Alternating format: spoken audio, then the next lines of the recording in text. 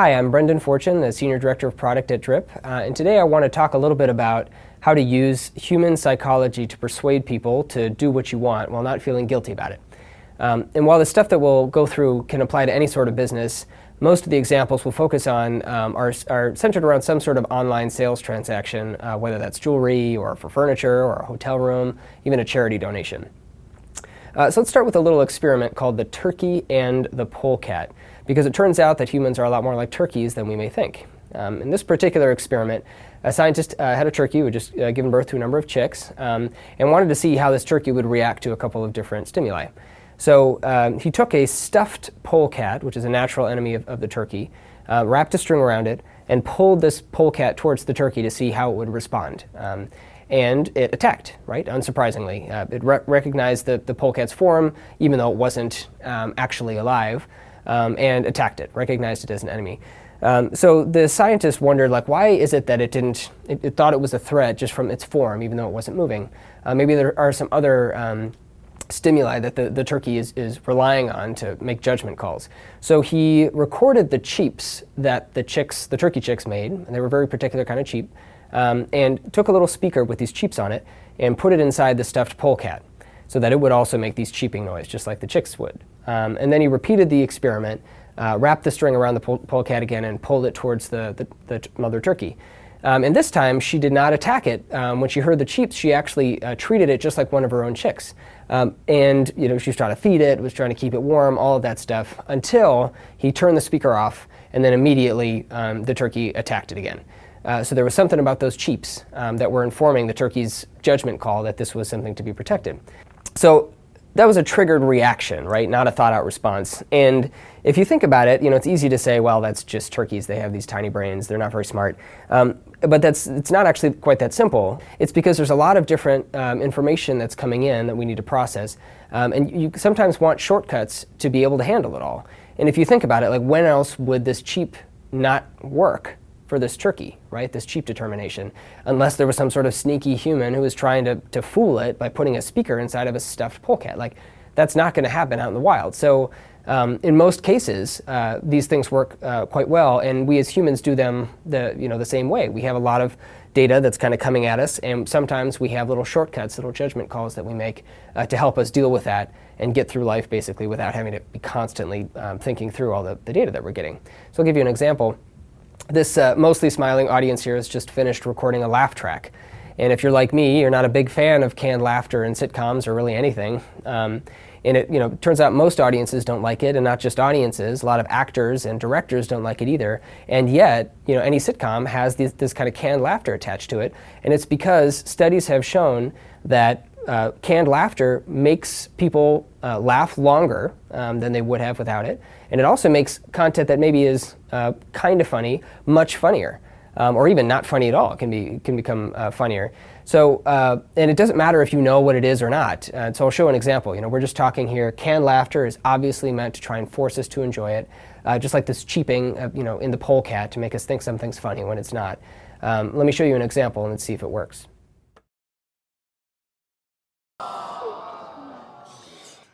Could I have a word with you? Who are you? Doctors? Felipe's a nurse. Special care provider? Me? I'm the custodian. Thought you were being... So this is an example from a very dramatic TV show called The Walking Dead.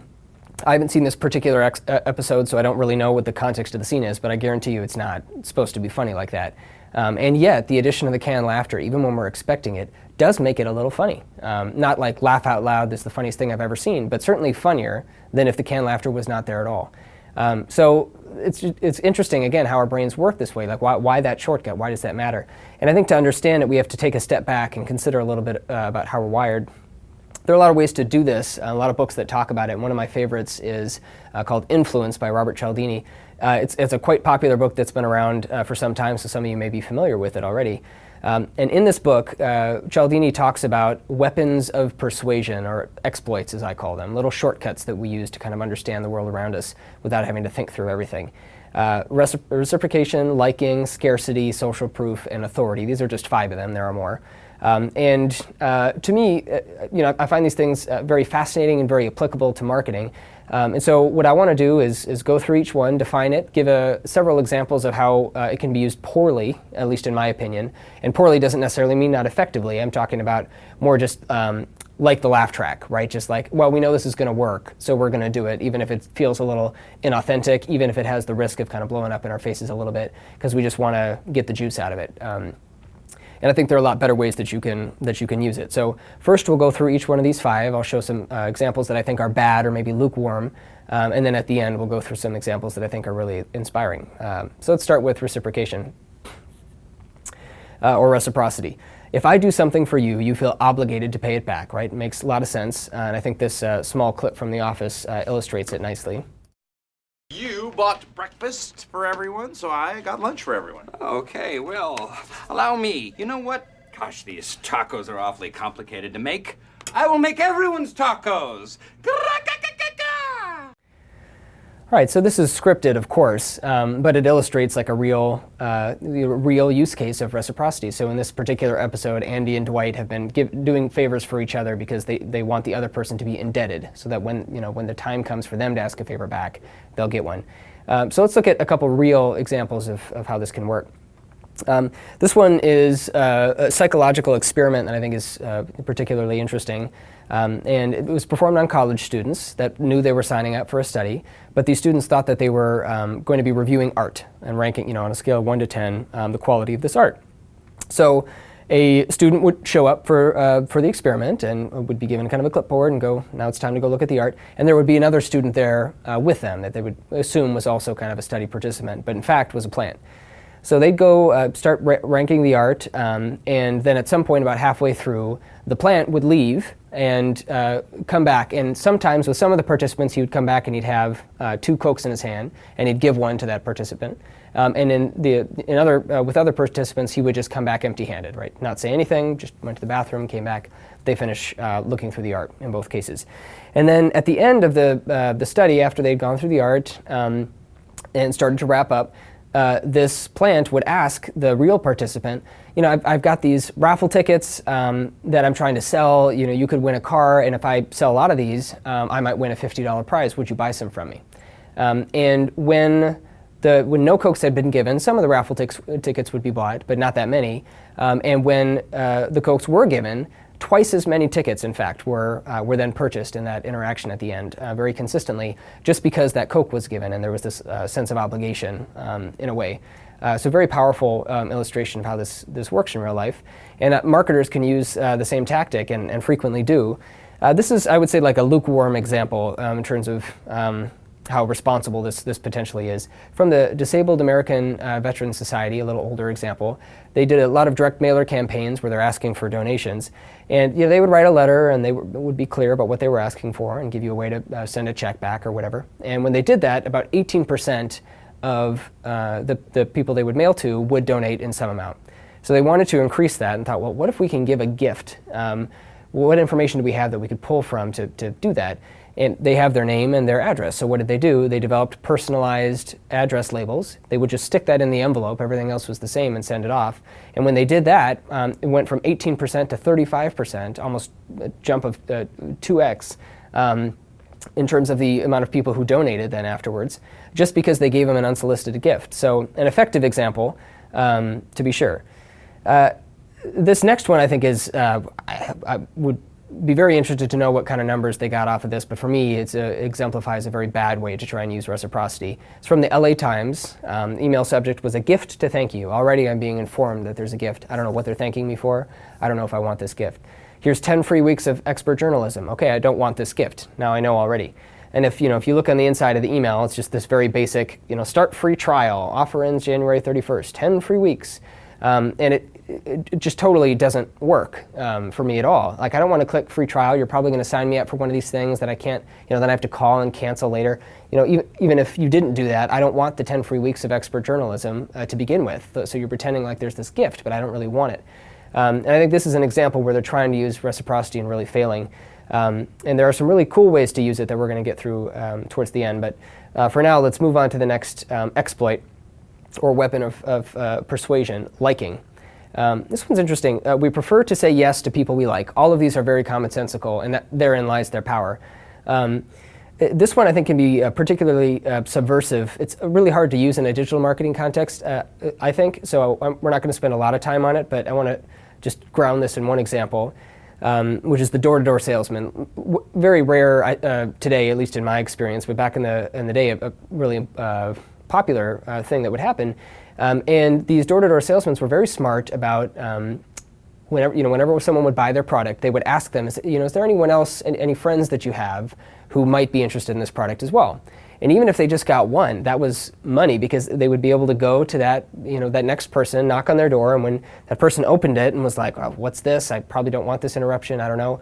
And then would hear, well, John from down the street, he thought you might be interested. Can I come in and show you the product and see if you might also? It's way more powerful. It's way harder to say no to a referral because it feels kind of like rejecting that friend. So there's a lot of power in this kind of weird way of likability. It's not that you like the salesperson, right? You like the other person who told the salesperson to talk to you. And even then, it can be very powerful and really kind of increase conversion.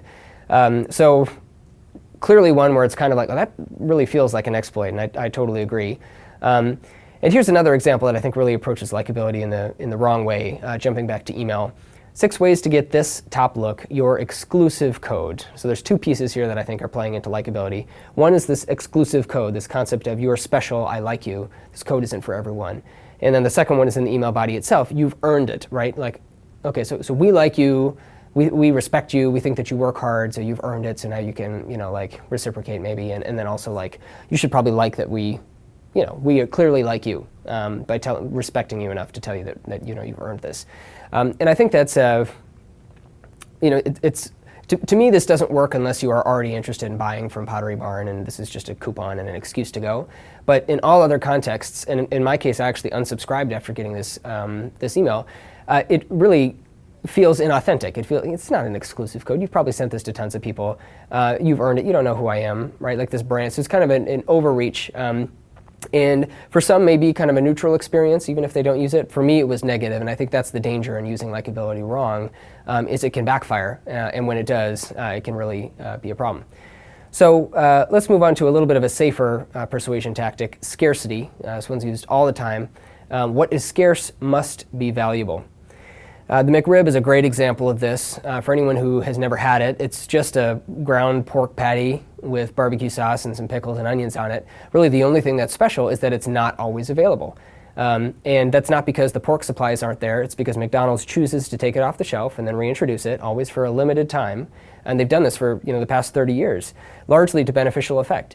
So as an example, when they did this in November 2010, so a while ago now, they were going to launch it. It was going to be going for 6 weeks. They had this big kickoff campaign in New York called Legends of the McRib, and they invited these super fans to come and host it. And one of them had built a website that showed all the different McDonald's chains that were selling the McRib at any point in time. And it was a very successful campaign, ran for 6 weeks, and it boosted November sales for McDonald's as a whole by 4.8%.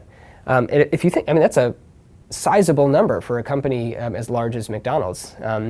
So clearly very effective, obviously inauthentic and an exploit. Disney does something very similar. In some case, I think it's a little more crass. They have this concept of the vault, which is basically like we've got these animated movies, these old classics, but they're not always available for purchase because sometimes they have to get put back in the vault. Why they have to get put back in the vault?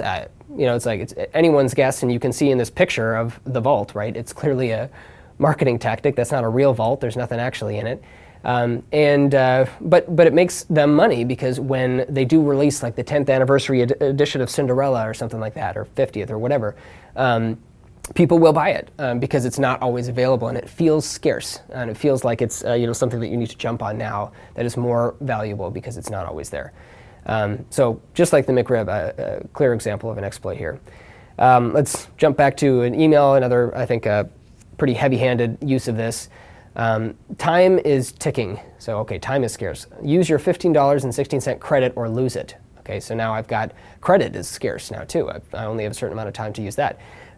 This is from Eve's Addiction, which sells like personalized jewelry. The last time I probably bought a gift for someone on this store. It was like 5 or 6 years ago.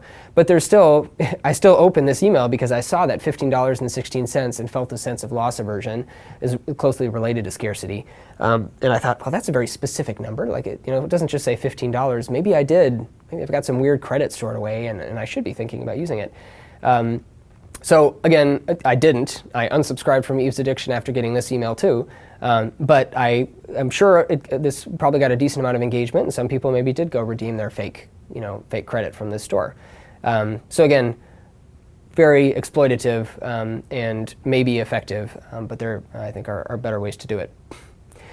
Social proof is closely related to scarcity, and actually scarcity and social proof are often used together. We look to others for what's correct. As with all the others, very commonsensical. We'll start with a very simple example to illustrate this, which is salting the tip jar. Whether it's bartending or you're a barista or any other different reasons why you might have a tip jar. If you put money into it, studies show that you are more likely to get more money in it because people assume, oh, I see now, someone else has done it. They've shown me what's correct. It's expected to do this. Someone else found your service good enough to tip, so I should too. And I mean, if you think about how this has been used in today's day and age, review sites like Yelp they're just social proof. And going back to this turkey example, if you think about the shortcut, it takes a lot of time sometimes to evaluate product and purchase decisions. So if you don't have to do that because you can just say, well, someone else liked it, they hopefully did their homework, great. How much easier for you is that? So we'll talk about let's go through a couple online examples. I think rarely have I seen it more impactfully used, if still very exploitative, than the hotel industry. So this is hotels.com. If we dissect this a little bit, because there's a lot going on here. So first we see in the upper right, 8.8 excellent, out of 10 reviews. 838 people have reviewed it, so that's got some weight, right? So now I'm getting my social proof. They've checked this place out. They've probably been there. I don't need to look at it, much harder. I can see that this is a good place. And then we see in the middle there, in high demand. So another example of social proof. Like lots of people seem to be buying it. It's a little more generic, maybe a little less impactful. And then they tack on some scarcity. There's only 2 rooms left, so we better really kind of jump on this. If I was maybe going to wait till next week, I can't do that. It might be sold out at that point. So effective, yes, clearly exploiting these principles here. If you look at this next example from a hotels.com competitor, this is, I almost want to call it the kitchen sink approach. They've really added a lot to it. So we've got a countdown timer, chugging along in the upper left for this daily deal. So there's some scarcity kind of there. 40% off, it's a great deal. 15 people booked this property in the last 48 hours. So this, again, is this social proof concept of, well, I've got to, 15 other people have booked it for the same dates that I have booked it, presumably. That may not be accurate, but that's kind of the implication. So that means I'm not crazy to be looking, at this time to book it. Maybe I should. We've got the reviews up in the upper right again. That's 3.7 out of 5. 1,500 different people have reviewed it, so that's, it's got to be good. And then they throw in this high demand, just like that hotels example. And then scarcity. We've only got 1 left. Wow, 15 people have booked this. There's only 1 left. You'll see, this is again where I feel like it's just an exploit. We have 1 left at $179, right? So they probably have several more rooms available, that just not at this potential price. But that's not how it comes across at a glance, right? So again, clearly exploiting these principles here. Let's move on to the last persuasion principle, authority. We don't like saying no to people in power, even if we think that we don't have a problem with that. Most people do. And before showing some email examples, I really pulled this one up for one specific email example that I'll get to. I want to talk about these 2 psychological studies just because I think they're so fascinating. And for anyone who doubts that this is a thing, I hope that you don't after this, or at least I certainly didn't after learning about these pieces. So the first study was an experiment that was conducted with 5 different college classes in Australia. And in each one, the same visitor would be introduced. He'd say, okay, here's a guy from the Cambridge University in England. And then he would leave the classroom. After they introduced him as this Cambridge University, though, and before he left the classroom, they would give a title and say, and that was the only thing that was different about the interaction in each of these 5 classes. So in the first class, he was introduced as a student. In the second, he was introduced as a demonstrator, then a lecturer, then a senior lecturer, and then finally to that 5th class, a professor, full-fledged professor. So he'd be introduced, then he would leave, And then towards the end of the class, each class was surveyed and said, how tall did you think that guy was? And what they found is that for each step up in title, people estimated he was about a half-inch taller. So if he was, like for the folks that thought he was a student, compared to the folks that thought he was a professor, there was a full 2-inch difference there. And the only difference was the title. So it just shows some of these kind of subversive little indirect assumptions that we start to make, that we associate, even with something as innocuous as a title, to the exact same person in the exact same context. The second example I think is even more fascinating. It was a study conducted in Texas. A 31-year-old man was arranged to cross the street against traffic, or the traffic light, so breaking the law, jaywalking. And in some cases, this man would wear kind of casual clothes, like a shirt and pants. And then in others, he'd wear a business suit. And then researchers kind of would hide off to the side, and they would watch to see, when this man crossed the street, how many people would follow him. And what they found is that when he was wearing the suit, 3.5 times more people would follow him across the street and break the law than when he was wearing the casual clothes. Same street, same person, just the different clothes. And again, just fascinating. Like, you don't even think about it, but just the fact that he had a suit and had that authority that kind of goes with that clothing made people more likely to follow him. Fascinating to see how this stuff works. So now we get to this email example, which is, it's not, it is a marketing tactic, but it's such an obvious exploit that I wouldn't expect anyone listening here to do it. It's the phishing email. So here's an example from the Department of Labor asking for an update to your employment record, obviously false. Or here's another one, supposedly from Netflix, telling you, iTunes asked us to cancel your membership. Why would they do that? But you can click here to restart it, and the line at the end, really for the kicker, your friends at Netflix. So really just an awful example of exploiting authority in email to get folks to give up their data. So we've gone through a lot of bad examples for these concepts. Now I want to touch on a few good ones. So, in other words, how do we exploit responsibly? You certainly don't have to. It can be effective without doing it. But again, I would argue that if you do, the results will be better than if you don't. And the ripple effects will be just way more widespread than you can possibly imagine. So we'll go through in some of these examples. And your conscience stays clean, which is a nice added benefit. So go back to the LA Times example of reciprocity. You don't want to give a gift that no one asked for. Instead, enable a gift that they actually care about. This company, Love Your Melon, has built their business model around this concept, and quite successfully. For anyone who's not familiar, I'll read a quote from their website about what they do. Love Your Melon is an apparel brand dedicated to giving a hat to every child battling cancer in America, as well as supporting nonprofit organizations who lead the fight against pediatric cancer. And so what they do basically is they sell nice hats, but they sell them at a premium, a significant premium over similar hats that can be bought elsewhere, because every hat that you buy also buys a hat for someone else. And so they're reversing the reciprocity example in a very clever way here. So rather than giving a gift, they're enabling someone to choose to give that gift to someone else.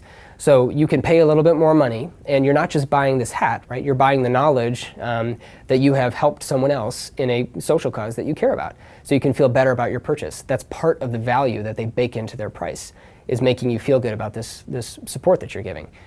Brilliant use of reciprocity here, and there are several, like Tom's Shoes does something very similar. So here's a couple other examples, though, that don't require you to reinvent your entire business model to make this happen.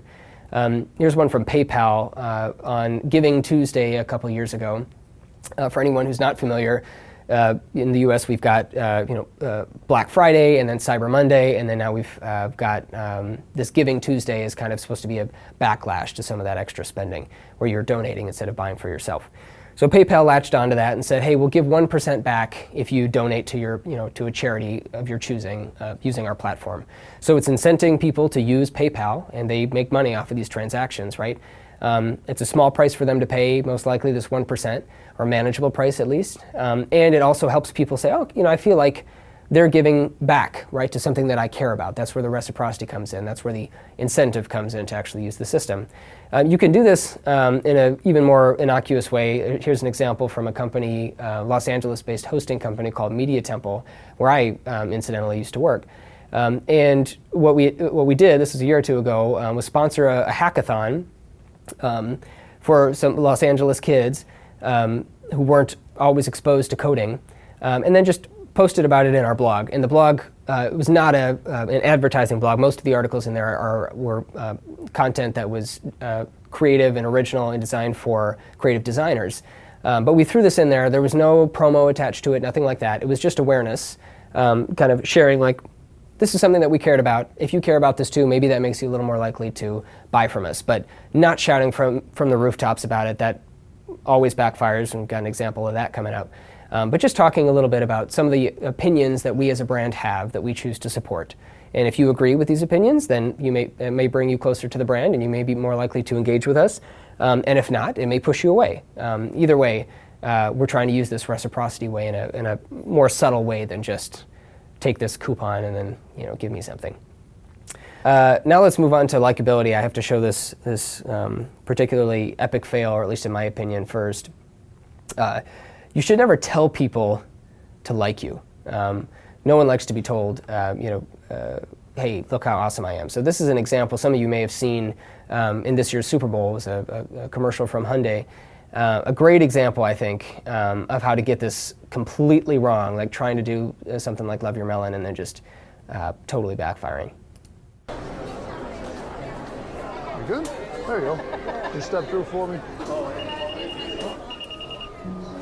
Yeah, I'm sorry about that. If you want to grab your belongings. Every time you buy a Hyundai, a portion of those proceeds go to childhood cancer research. You help save my child's life and the life of so many children. So I'd like to say thank you. And I don't know about you. So this one just rubs me the complete wrong way. And maybe for some it's not quite as abrasive as it is for me, but I just couldn't play the whole commercial here. I just cut this little piece together. Basically what they're doing is, it's so inauthentic on so many levels, right? So it's shown during the Super Bowl. They're pretending like they shot this at the Super Bowl for one, right? So for some people, they'll just kind of gloss over that. For me, it's like, what? It's obviously pre-recorded. So you're already lying to us, like right from the get-go, saying that they did this hope detector kind of mess. And then they're expecting us to believe that people who are excited to go to the Super Bowl were pulled out of line after walking through security and walked into this room and then shown a message from these people saying like, oh, you bought this car, so, and then Hyundai donated to us, and then it saved my life, and so now I'm going to, now I really want to thank you, for this incredible gift that you gave to me, even though you had no idea that you were doing it. And I think, let's see if I can get this to go to the next slide here. These are some screenshots. They just flashed up. And I mean, listen, so the Super Bowl woman has now been pulled off, been told by someone that she absolutely doesn't know that indirectly she contributed to a fund that indirectly then helped this person out. And she's just crying about it. And then these people kind of come out and they just need to hug these total strangers who have bought this car. And then they have the audacity to drop this line at this like super self-congratulatory, like smug marketing line. Hope is our greatest feature. So I know I've kind of ranted on this a little bit, but this I can't believe that they spent money on it. And I know it's not just me. Here's a few comments from YouTube.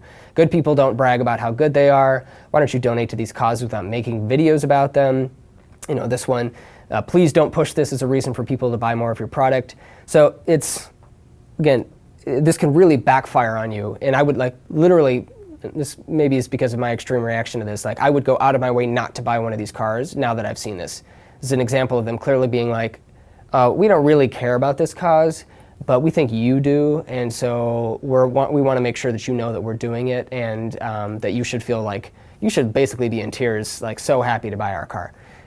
They're telling them, you've got to like us because we're doing this sort of thing, and man, I think that does not work. You can make it authentic, right? Not what Hyundai did, and let them choose to. You have to like someone by choice. You can't force it. Here's a very, I think, innocent example. This came out around the launch of the last Star Wars movie at the end of last year. And if you read it, it's a very basic email saying we're offering this kind of red carpet experiment. If you donate, right, you might get selected to join us on the red carpet. And so, please do. And if you do donate, it's not going to the movie, right? It's going to support this UNICEF and Starlight Children's Foundation. Very straightforward, not trying to be anything it's not. It's just a little bit of fun. You don't have to engage with it if you don't want to. no one, it doesn't feel like it's super self-serving, right? They're telling you about it, but they're assuming, this email I got because I was already like a fan of Star Wars, so they knew that I was already kind of interested in it, so it was relevant. And it's, it's a movie, it's a show, right? The red carpet thing, for some people, that would just be like the experience of a lifetime. So why not offer it? So this is a great way, I think, to bring you a little closer to the brand and make you kind of like the brand with an email marketing example that's leveraging likability without trying too hard. And here's another example. It's a little more intimate.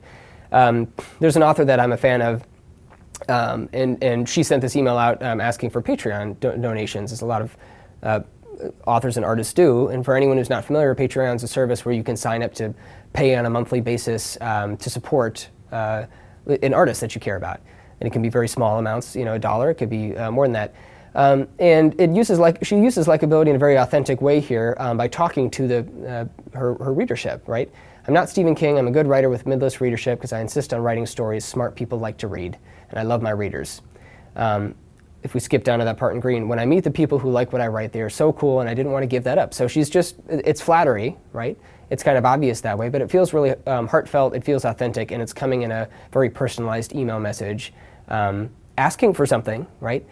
For this Patreon donation, but doing it in a very kind of I've got all my cards on the table kind of way, and that makes me, like this author even more. And I think it was a very well-received campaign, and she was able to get some good Patreon membership going off of this. So here's the last one. It's maybe a little bit weaker than this one, but it's also a little bit more typical and something that marketing automation can help with. It's from a company called LastPass, which I'm a customer of. It's kind of just a password manager app for anyone who's not familiar. And all it's doing is encouraging me to engage with their product a little more. That's the business value that they're getting out of it. But it's doing it also in kind of a little bit of a cheesy but also pretty harmless way, I think. They're trying to connect it to this Valentine's Day piece, which feels like it's a little bit of a stretch, like the breaking up with duplicate passwords. Okay. But for me, it got me at least to scroll down a little bit, and I thought this part was a little more spot on, this password blooper section, where they tied it into this current event about the incoming ballistic missile alert that was sent out to phones across Hawaii, and saying, well, wouldn't it have been nice if they had protected their passwords a little bit better? So not an amazing email by any stretch of the imagination, but I read it, right? I took the 20 seconds or something to scan through this and read it. And at the end, I felt a little bit like I had a little moment with the LastPass brand. Not an amazing one that's going to get me to run out and just tell everyone, like, buy LastPass today, but it's a start, and it made it more likely that I will open their next email because I didn't feel like they were selling me here. I didn't feel like they were completely wasting my time. It felt pretty harmless, and I think, again, these kind of subtle ways to manipulate likability can work pretty well. And here's one last example. It's a little bit of stretch to throw this in, but I just had to. The re-engagement campaign. So this is basically trying to make sure that the people that you're emailing actually want to hear from you. As an example from the Loft, an apparel brand. And it's very clear. It's telling you, like, hey, if we want you to pay attention to our stuff and actually want to receive it. So I'm going to proactively tell you that you can manage it here. Like, that's the whole purpose of this message, is to explain to you that you have the option to opt out if you want to, that we only want to talk to you if you want to hear from us. And I think there's a lot of power here. A lot of businesses shy away from unsubscribes and telling people this message because they think, well, maybe they're not interested now, but maybe next month they will, or it's just I haven't got the right offer. But the fact is that if people are interested and engaged, you're going to be able to get a whole lot more out of a smaller audience than a giant audience that is only 70% engaged. And even more importantly, your chances of having your emails not show up in like promos or spam goes way up if you keep your list clean. So an example, again, of being transparent, of not telling someone to like you, but basically saying, like a friend would, right? I don't want to be bothering you, so please tell me if I am, and being proactive about it. So I've got one more section that I want to get through. It's kind of like maybe a bonus persuasion tactic I saved for this particular example, and that is commitment and consistency. So if you commit to do something for someone, you're more likely to follow through. And we'll start with a bad example and then jump to a good one. This one is particularly guilt-inducing, I think. So you don't want to make someone regret their word. People like to follow through on what they say, or at least most people do. So this is an example of a toy company and how they took advantage of this. They'll start prior to Christmas with some TV ads or other ads for special toys, right? kids see them, and they want them for Christmas. They know they have an opportunity to get them. They tell their parents they want this toy. Parents, maybe they don't promise it right away, but they, give a maybe or something like that. Something that basically to the kid is this promise. So they start to get really excited they're going to get it. And then during the holidays, the parents go to, go shopping, and they find this toy sold out. And it's because the toy stores have purposefully undersupplied it. Right? So the parents, they can't go home open-handed, so they end up buying a different toy, maybe not exactly what the child wanted.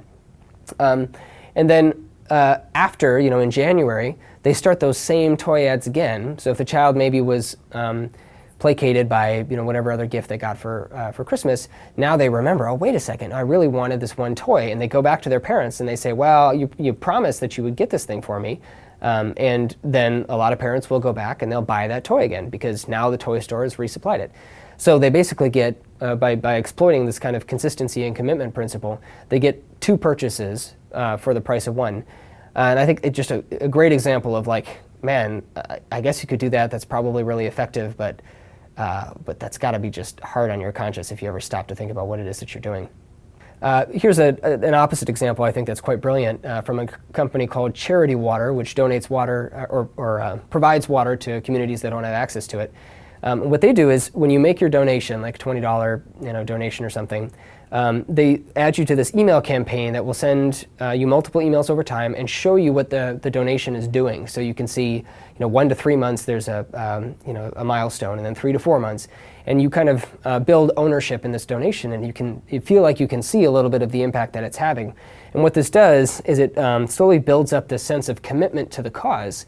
Like you feel ownership in this, and you feel like you've committed to this, and you're partaking in the experience, so that at the end of it, when they ask for another donation, you're already kind of ready to give it. You've just participated in this journey, and you kind of want to give it another go, so you feel like you saw the impact there.